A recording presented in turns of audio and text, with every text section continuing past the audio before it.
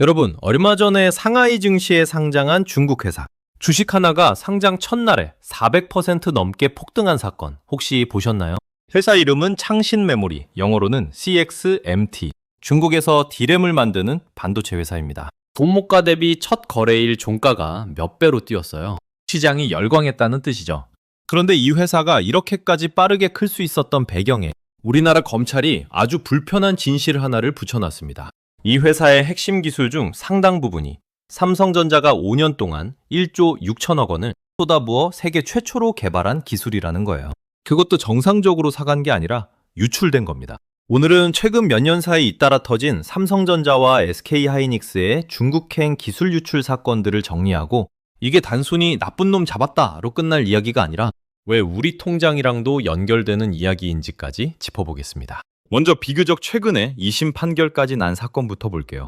SK하이닉스 중국 상하이 사무소에서 일하던 한 직원이 있었습니다. 이 사람이 눈독을 들인 건 중국 최대 통신 장비 업체인 화웨이의 반도체 설계 자회사 하이실리콘이었어요. 이직 제안을 받고 나서 이 직원은 자기 몸값을 높일 방법을 하나 생각해냅니다.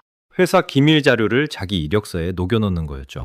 그렇게 해서 빼돌린 자료가 CIS, 그러니까 빛을 전기 신호로 바꿔주는 이미지 센서 관련 기술이었고, 유출한 영업비밀 자료가 170건에 달했습니다. 회사 문서관리 시스템에 접속해서 자료를 출력하거나 사진으로 찍는 방식으로 빼냈고요. 문제는 이걸 그냥 참고만 한 게 아니라 실제로 이력서의 일부 내용을 그대로 인용해서 중국 회사에 제출했다는 겁니다.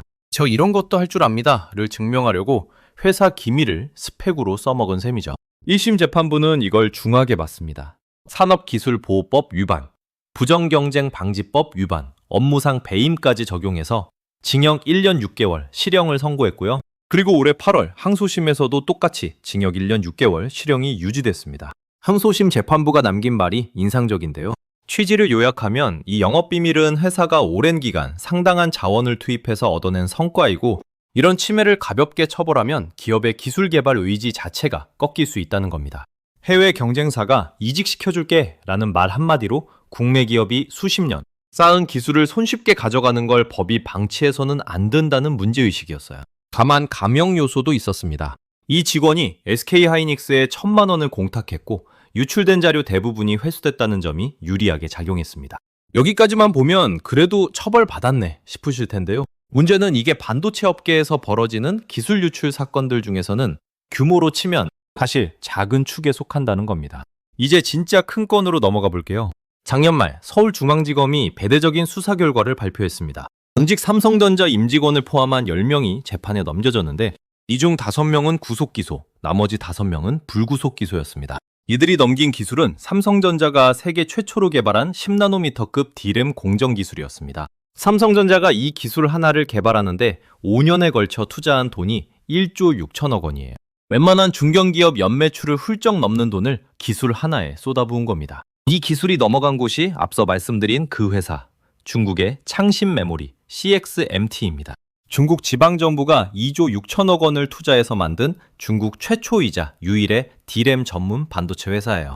검찰이 파악한 구조를 보면 꽤 치밀합니다. 삼성전자 출신 핵심 인력을 개발실장 자리에 앉히고 그 아래로 파트별 개발 책임자들까지 영입해서 사실상 삼성전자 D램 개발팀을 통째로 옮겨놓은 것에 가까운 조직을 만든 거예요. 심지어 위장회사를 통해 CXMT에 입사하고 출국 금지나 체포 상황에 대비해서 자기들끼리 암호까지 정해뒀다고 검찰은 밝혔습니다. 우발적 범행이 아니라 계획된 산업 스파이 활동에 가까운 정황이죠.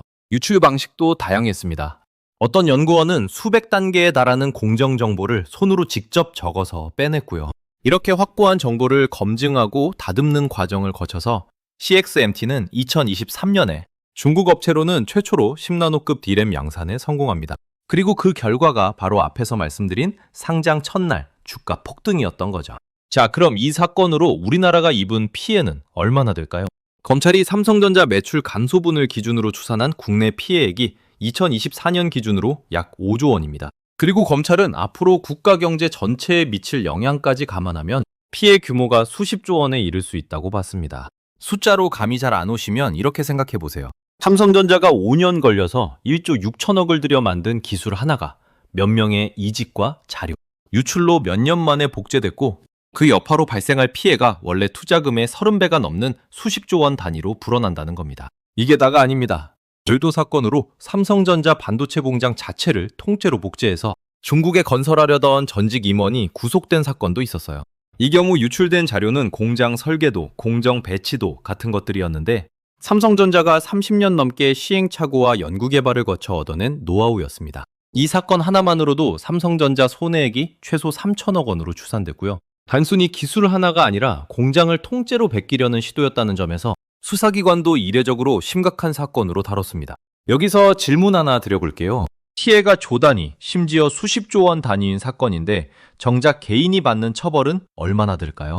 앞서 본 SK하이닉스 사건 담당자는 징역 1년 6개월이었습니다. 삼성전자 관련 사건들도 아직 재판이 진행 중인 건이 많지만 그동안 국내에서 나온 유사 판결들을 보면 대체로 몇 년 안팎의 실형에 그치는 경우가 많았습니다. 수십조 원짜리 국가경제 피해와 12년짜리 징역. 이 간극을 어떻게 봐야 할까요? 비교할 만한 나라가 하나 있습니다. 바로 대만이에요.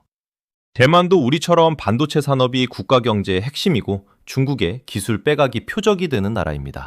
그래서 대만은 2022년에 국가안전법을 개정해서 군사정치 분야뿐 아니라 경제산업 분야, 기술 유출도 아예 간첩행위로 취급하도록 법을 바꿨습니다. 그 결과 대만에서는 국가 핵심 기술을 중국이나 홍콩, 마카오 같은 곳에 유출하면 최소 5년에서 최대 12년 징역에 우리 돈으로 약 47억 원에 달하는 벌금까지 물릴 수 있습니다. 심지어 유출을 시도했다가 실패해도 처벌 대상이에요. 우리나라와 대만을 나란히 놓고 보면 같은 반도체 국가 핵심 기술 유출인데 처벌 수위 자체가 다른 체급이라는 걸 알 수 있습니다. 물론 법정형만 높인다고 능사는 아닙니다. 하지만 국내 재판부들도 이 문제를 인식하고는 있습니다. 앞서 SK하이닉스 사건 항소심에서 재판부가 남긴 말처럼 이런 범죄를 가볍게 처벌하면 기업의 기술 개발 동기 자체가 흔들리고 해외 경쟁사들이 인재 영입이라는 명목으로 우리 기술을 손쉽게 가져가는 걸 막기 어렵다는 우려가 법원 내부에서도 나오고 있는 거예요.